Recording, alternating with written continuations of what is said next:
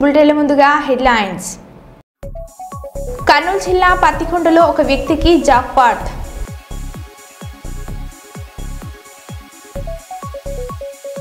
కాళేశ్వరంలో సరస్వతి పుష్కరాలకు వెళ్లి వస్తున్న ప్రైవేట్ బస్సు దగ్నం.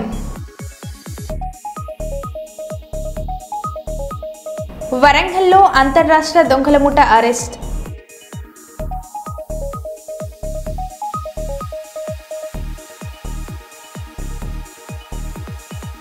తిరుమల మొదటి ఘాట్ రోడ్లో మరోసారి చిరుత సంచారం.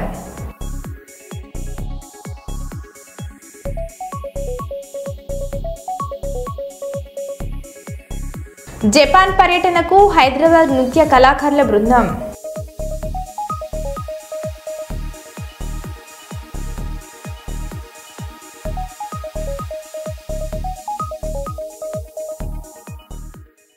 ఇక వివరాల్లోకి వెళ్తే, జపాన్ పర్యటనకు హైదరాబాద్ నృత్య కళాకారుల బృందం. హైదరాబాద్, హికోన్, జపాన్ నగరాల మధ్య స్నేహబంధాలు 6 దశాబ్దాలుగా కొనసాగడం అపూర్వమైన విషయమని Bharat Biotech group finance officer Tadepalli Srinivas అన్నారు. ఆదివారం నారాయణగూడలోని ఓ హోటల్లో నవ్య నాటక సమితి, హైదరాబాద్ వైస్ మెన్ క్లబ్ సంయుక్తంగా నిర్వహించిన కార్యక్రమానికి ఆయన ముఖ్య అతిథిగా విచ్చేసి పర్యటనకు సంబంధించిన వాల్ పోస్టర్ను రాష్ట్ర ఖజానా లెక్కల శాఖ ఉప సంచాలకురాలు జి వసుంధరతో కలిసి ఆవిష్కరించారు.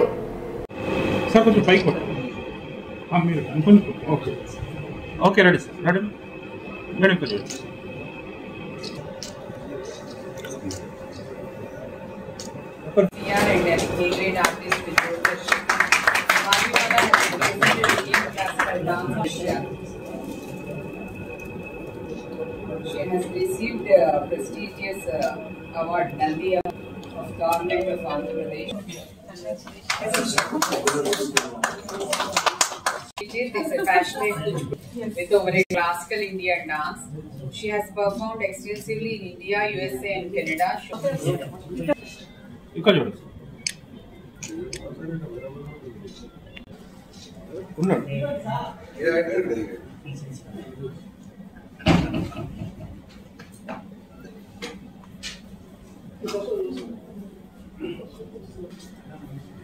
Right.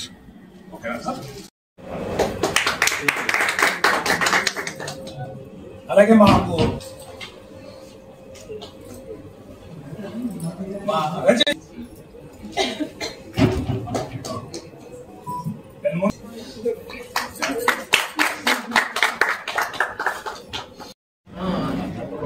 వైస్మెన్ క్లబ్ అనేది వేమరాజు నరసింహారావు గారు 60 సంవత్సరాల క్రితం స్థాపించడం జరిగింది. దాంతో పాటే మన సంస్కృతి, సాంప్రదాయాలు, సాహిత్యం ఈ వీటన్నిటి కోసం, కళల కోసం అని కూడా నవ్య సాహితీ సమితి, నవ్య నాటక సమితి ఇవన్నిటికీ కూడా ఒకరే వేమరాజు నరసింహారావు గారు స్థాపించారు. 60 సంవత్సరాలైంది. ఈ 60 సంవత్సరాల పైన అయిపోయింది. నవ్య సాహితీ అయితే ఆల్మోస్ట్ 74 అయిపోయింది ఇయర్స్. నవ్య నాటక సమితి is also touching 70. It is now 67th year. So 60 సంవత్సరాలు అయింది వైస్మెన్ క్లబ్ అక్కడ వాళ్ళతోటి జాపనీస్ వాళ్ళ హికోనియా తోటి అక్కడ ఉన్న వైస్మెన్ క్లబ్ తోటి ఒక స్నేహబంధం ఏర్పాటు చేసుకుని ఇంటర్నేషనల్ బ్రదర్ క్లబ్ అంటారు. ఆ సిగ్నేచర్, ఆ సైన్ అవన్నీ అయ్యి, ఆ లెటర్స్, ఆ డాక్యుమెంట్స్ అవన్నీ కూడా ఉన్నాయండి వేమరాజు దగ్గర. అవన్నీ కూడా భద్రపరిచారు. 60 సంవత్సరాల నుంచి వాళ్ళు వచ్చి ఇక్కడ ఇళ్లల్లో ఉండి మన భారతీయ సంస్కృతి, మనం ఎలాగా ఉంటాము, మన కుటుంబము, మన జీవనం ఎలా ఉంటుంది తెలుసుకుంటున్నారు. అలాగే వీళ్ళు కూడా అక్కడికి వెళ్ళి తెలుసుకోవడం అనేది ఇన్ని సంవత్సరాల నుంచి జరుగుతుంది. 60 సంవత్సరాల నుంచి.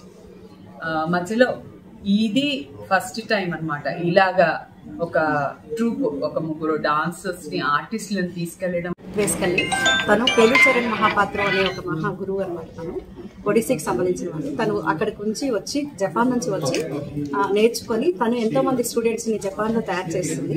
అలాగే ఇక్కడ నుంచి నవ్యనాటక సమితి కోఆర్డినేటర్ గా ఉన్నారు సుధామాల గారు, ఉమా వైజయంతిమాల గారు అమెరికాలో ఉన్నారు. వారి శిష్యులు రేణి శ్రీజిత్, తను కూడా కెనడా నుంచి వచ్చారు. కెనడా నుంచి వచ్చి ఇక్కడ అమెరికాలో ఉన్నటువంటి గురువు దగ్గర నేర్చుకుని తర్వాత జపాన్లో ప్రదర్శిస్తున్నారు. సో ఇది ఒక ఇంటర్నేషనల్ కల్చరల్ ఎక్స్చేంజ్. ఒక అన్ని dance 2 dance art forms basically Odissi and Kuchipudi. మన భారతదేశం తరఫున నవ్యనాటక సమితి తరఫున బిఎస్ మేఖల తన అసిస్టెంట్ మేనేజర్ గా కూడా పనిచేస్తున్నారు. మంచి ప్రముఖ కూచిపూడి డాన్సర్. అలాగే కళారత్న శ్రీమతి మాధవిమాల బుద్ధవరపు తను కూడా అక్కడ పెర్ఫార్మెన్స్ చేస్తున్నారు. వీరు ముగ్గురు కూడా మన నవ్యనాటక సమితి తరఫున ఇండియా నుంచి కూచిపూడి ప్రదర్శన చేస్తున్నారు. రేణి తను యూకే వారి తరఫున ఒడిస్సీ డాన్సెస్ చేస్తున్నారు. ఇది ఇంత మంచి ప్రోగ్రామ్ ఇక్కడ జరగడానికి ముఖ్యమైన కారణం వేమరాజు నరసింహారావు గారు. వారు ఇప్పుడే ఇందాక వేమరాజు విజయ్ కుమార్ గారు చెప్పారు, ఒక 60 సంవత్సరాలుగా జపాన్ లో ఉన్నటువంటి హికోన్ అనే సంస్థతోటి ఒకటి ఏంటంటే నేను చూస్తున్నది మనకి ఇప్పుడు కళ అనే దానికి యాక్చువల్ గా మెల్లిగా కళాకారులు కానీ కళ అనే దానికి ఆదరణ ముఖ్యంగా తగ్గిపోయింది. అలాంటి టైంలో నేను యాక్చువల్ గా విజయ్ కుమార్ గారితో రజత్ గారితో ఇంటరాక్ట్ అయినప్పుడు I have seen some people coming completely forward to retrieve it. ఇప్పుడు మనం యునైటెడ్ స్టేట్స్కి వెళ్తే అక్కడ థియేటర్ అనే కాన్సెప్ట్ ఉంది. ఇండియాలో థియేటర్ అనే కాన్సెప్ట్ చాలా తక్కువ. అండ్ ఒకవేళ మనం థియేటర్లోకి వెళ్ళి పర్ఫామ్ చేసినా వచ్చి ఆదరించే వాళ్ళు తక్కువ. నేను చూసానండి కొన్ని ప్రోగ్రామ్స్, దాంట్లో performers is more than the people audience. వాళ్ళకి ఎంకరేజ్మెంట్ ఉండదు. సో అలాంటి పరిస్థితుల్లో నవ్యనాటక సమితి నుంచి ఆయన ముందరకు వచ్చి వీళ్ళని ఎంకరేజ్ చేస్తున్నప్పుడు నేను ఒకటి ప్రోగ్రామ్స్ ఆయన అటెండ్ అయ్యాను. I was surprised. ఒక 10 days ఒక ప్రోగ్రామ్ నడిపిస్తున్నప్పుడు 11 days ఒక చేస్తున్నప్పుడు దానికి కంప్లీట్ డెడికేషన్ కావాలి, ఆ తర్వాత ఇన్వాల్వ్మెంట్ కావాలి, ఆర్టిస్ట్ ఇన్వాల్వ్మెంట్ కావాలి.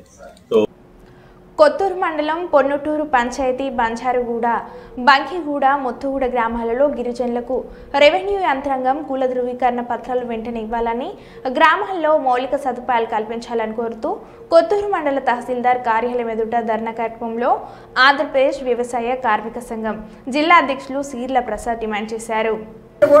మెత్తుగూడ గ్రామాల్లో నివాసం ఉన్నటువంటి గిరిజనులకి 25 ఏళ్ళు అవుతున్నప్పటికీ కుల ధృవీకరణ పత్రాలు మంజూరు చేయకపోవడం అన్యాయం.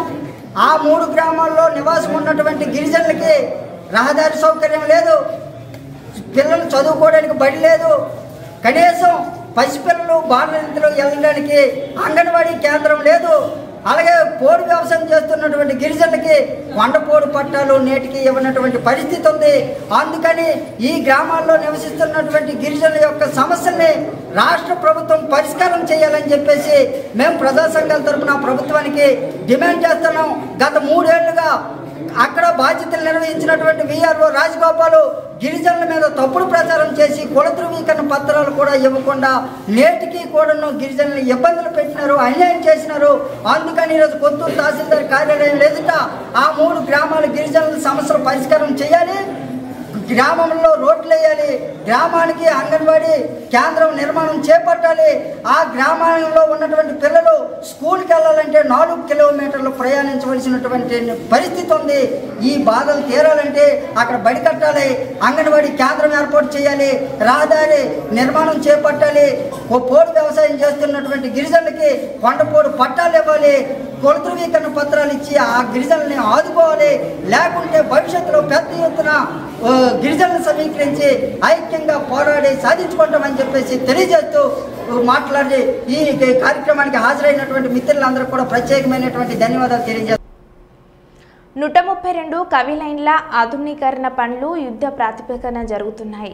వరి చేలల్లో శిథిల వ్యవస్థకు చేరుకున్న టవర్లను పడగొట్టి వాటి స్థానంలో కొత్తవి ఏర్పాటు చేస్తున్నారు. రామచంద్రపురం నుంచి అమలాపురం, కొత్తపేట వరకు పనులు జరుగుతున్నాయి. రోజుకు 2 టవర్ల చొప్పున 15 రోజుల్లో 30 టవర్లు నిర్మించేలా ప్రణాళిక రూపొందించారు.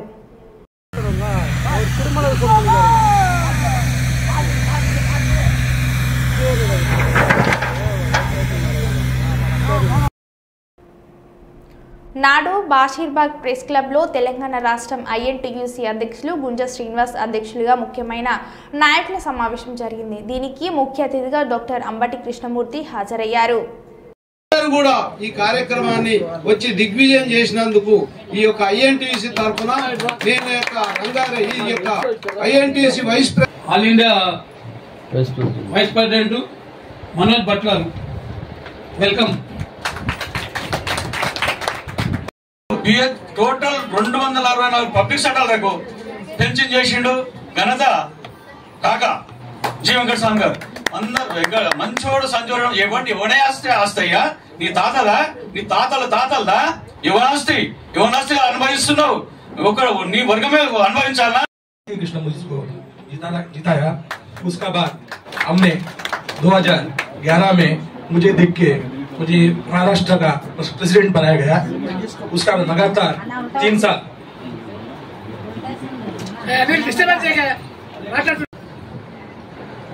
ఈ దేశంలో మొదటి నుంచి ఒక యుద్ధం జరుగుతూనే ఉన్నది. దోపిడి వర్గం దోపిడికి గురైన వర్గం. ఈ రోజు చదువు పెట్టాలనుకున్నాం, కానీ లోపల సంఘటన జరిగింది మీకు తెలుసు. జాతీయ అధ్యక్షుల పైన చేసిన ఆరోపణలు ఖండిస్తూ ఒక సమావేశం ఏర్పాటు చేస్తే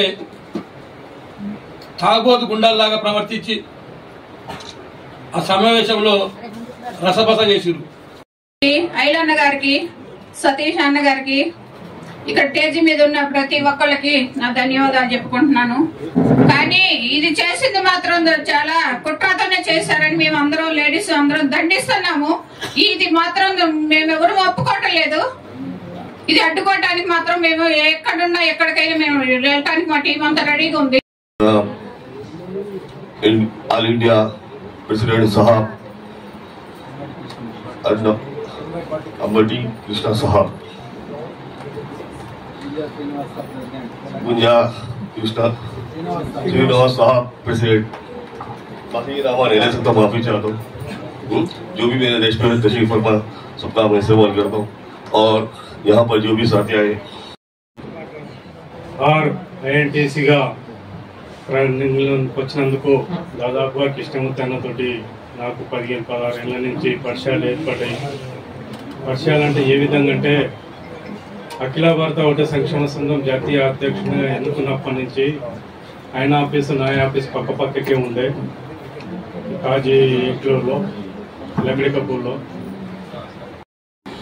ఒక 25 సంవత్సరాలుగా మరి దయానందన్ చూస్తున్నా వారు కాంగ్రెస్ పార్టీలో ఉంటూ కార్మికుల పక్షాన మరి అనేక పేదల పక్షాన ఆయన అన్ని రకాల పోరాటాలు చేస్తూ ఉన్నటువంటి మా దయానంద్ అన్నకి, అదేవిధంగా వేదిక మీద ఉన్నటువంటి పెద్దలందరికీ, మరి వేదిక దగ్గర ఉన్న మన సతీష్ గారు, మన అడిమిటి నాగరాజు గారికి, అదేవిధంగా మా చాన్ పాషా గారికి, మొన్ననే గ్రేటర్ హైదరాబాద్ ఐఎన్టీసీ అధ్యక్షులుగా ఎన్నుకున్నటువంటి మరి చాన్ పాషా గారికి, మరి అహ్మద్ గారికి, కృష్ణన్న గారికి, మరి జేమ్స్ సమావేశము ఐఎన్టీసీ పోయిన వారం మనకి ఏదైతే ఇదే ప్రెస్ క్లబ్ లో మన నేషనల్ లీడర్ అంబటి కృష్ణమూర్తి గారు మనం ఒక చిన్న మెసేజ్ ఇద్దామని చెప్పేసి ప్రెస్ క్లబ్ బుక్ చేసుకొని జనాలకి మన తెలంగాణ రాష్ట్రానికి మెసేజ్ ఇద్దామని చెప్పి పెట్టుకొని మన కార్యక్రమం జరుపుకుంటుంటే మనమంటే పడని నాయకులు ఎవరైతే ఉన్నారో మన నాయకుల మీద దాడి చేసి ఆ విధమైన చట్ట వ్యతిరేక చర్య చేస్తూ మన భౌతిక దాడులు చేసి దీన్ని ఖండించవలసిందిగా కోరుకుంటూ మనం ఈరోజు ఇక్కడ సమావేశం అయ్యాము. బేసిక్ గా ఇదేంటంటే మనం అందరం ప్రజాస్వామ్యంలో ఉన్నాం. ఇంకొకటి మన మిత్రులు చెప్పినట్టు ప్రెస్ క్లబ్ లో మీటింగ్ పెట్టుకొని ప్రెస్ కు మన మెసేజ్ ఇవ్వడానికి ఇక్కడ ఉంటే కూడా ఇక్కడే దాడులు చేస్తే బయట ఇంకెక్కడైనా పెట్టుకుంటే పరిస్థితి ఏంటి? ఇంకోటి ఈ విధమైన భౌతిక దాడుల్లో మన సంజీవ్ రెడ్డి వర్గం నేషనల్ ప్రెసిడెంట్ గా ఉన్నందుకు కొంతమంది చెప్పుకోవాల్సినటువంటి అవసరం ఎంతైనా ఉంది.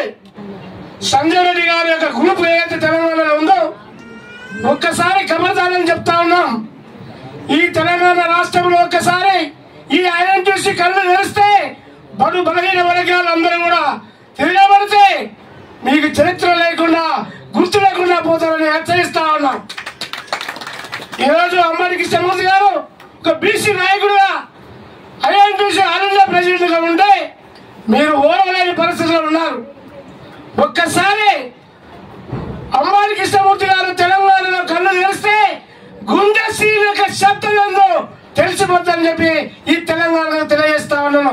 ఐఎన్టీసీ వర్గాల సంజయ్ రెడ్డి వర్గము ఒక్కసారి ఛాలెంజ్ చేస్తే వేదికలో ఈ తెలంగాణలో గుంజ కార్యకర్తలు ప్రజాప్రతినిధులతో కడప గడపలో అట్టహాసంగా ప్రారంభమైన మహానాడు.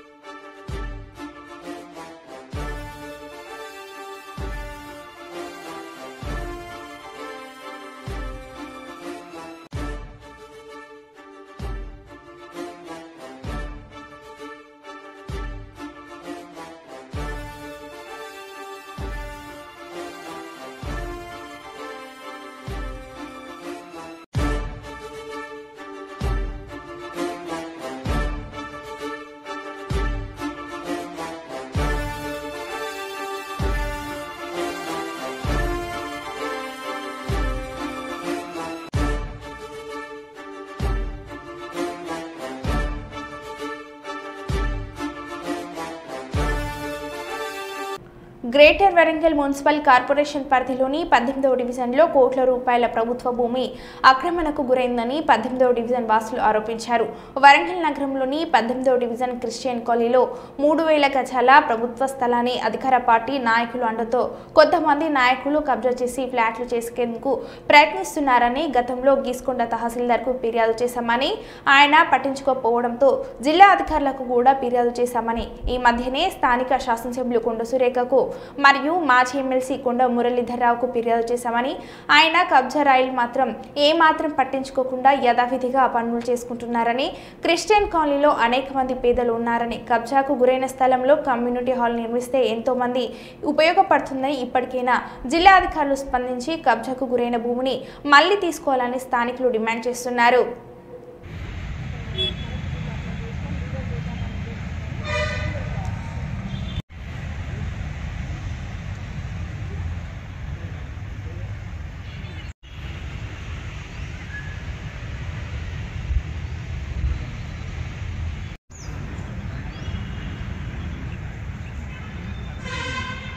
ఇల్లు వేరే, దాని అవతల షెడ్ ఉన్నది కదా, అది వేరే.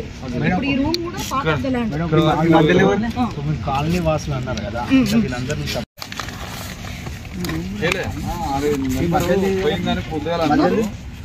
ఈ కాంపౌండ్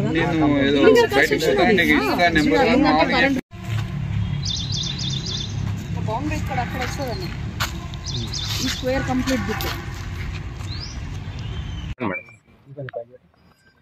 క్రిస్టియన్ కాలనీ వరంగల్ 11వ division centenary Baptist church Christian colony మరి పక్క వీధిలో 3000 గజాలు దరిదాపుగా కబ్జాకు గురి చేయడం జరిగింది.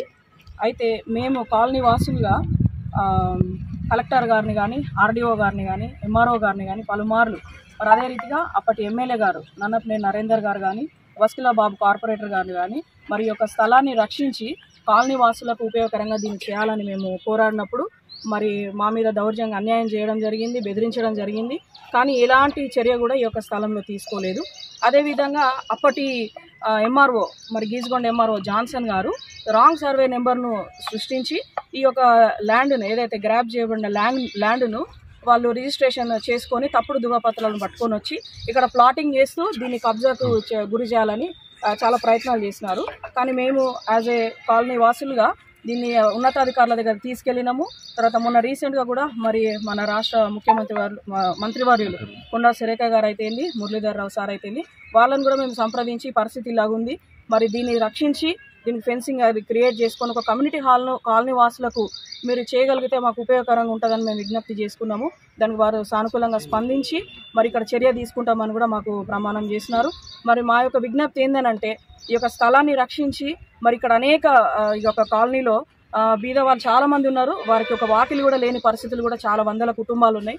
మరి వారు ఒక ఫంక్షన్ చేసుకోవడానికి కూడా పరిస్థితులు లేవు కనుక మరి మా విజ్ఞప్తి ఏంటంటే అట్లాంటి వారికి ఉపయోగకరంగా ఈ స్థలాన్ని ఒక కమ్యూనిటీ హాల్ని ఏర్పరిచి వారికి మరి ప్రభుత్వం తరఫున సాయం చేయాలా, ఈ యొక్క స్థలాన్ని మీరు రక్షించాలని మరి యొక్క 11th డివిజన్ మరి వాసులుగా మేము మిమ్మల్ని విజ్ఞప్తి చేస్తున్నాం.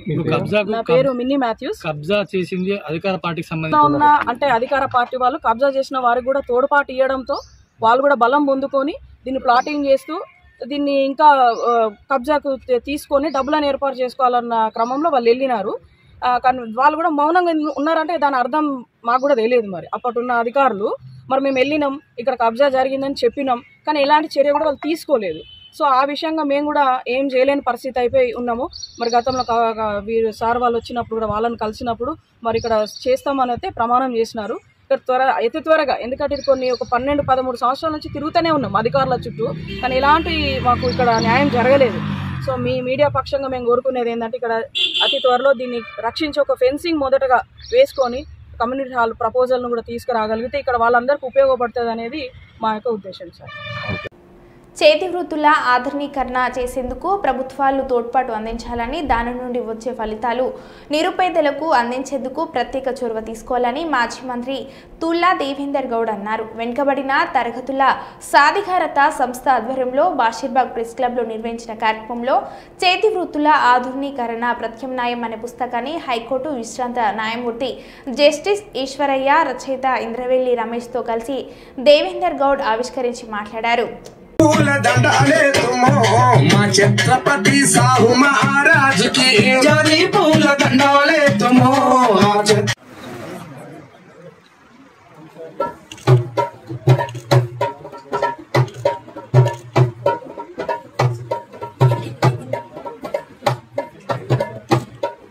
कविता था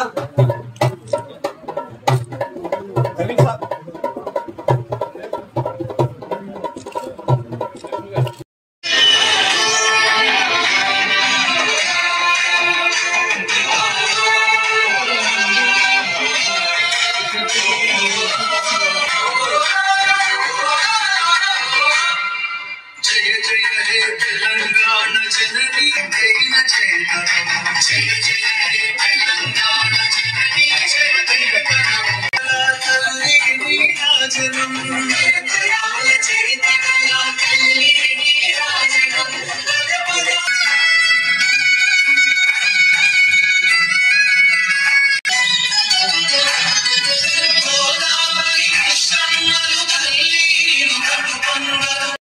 విధానం తెలియదు వీళ్ళకు.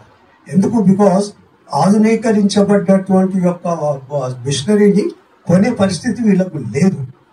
ఇప్పుడు గవర్నమెంట్ మొదట్లో 50-60 సంవత్సరాల క్రితము ఇండస్ట్రియలైజేషన్ ఇండియాలో కానీ మన రాష్ట్రంలో కానీ ఇండస్ట్రియలైజేషన్ లేనప్పుడు ఏఐఐసి ద్వారా అనేక ఇండస్ట్రీస్ కు షేర్ హోల్డింగ్ తీసుకోవడము, వాళ్ళకు ఫైనాన్స్ చేయడానికి ఏపీ ఫైనాన్స్ కార్పొరేషన్ కు పెద్ద ఎత్తున నిధులు సమకూర్చడము, అదేవిధంగా దేశ స్థాయిలో ఐడిబిఐ ఇండస్ట్రియల్ డెవలప్మెంట్ బ్యాంక్ ని పెట్టడము, ఈ విధమైన కార్యక్రమాలు చేశాయి.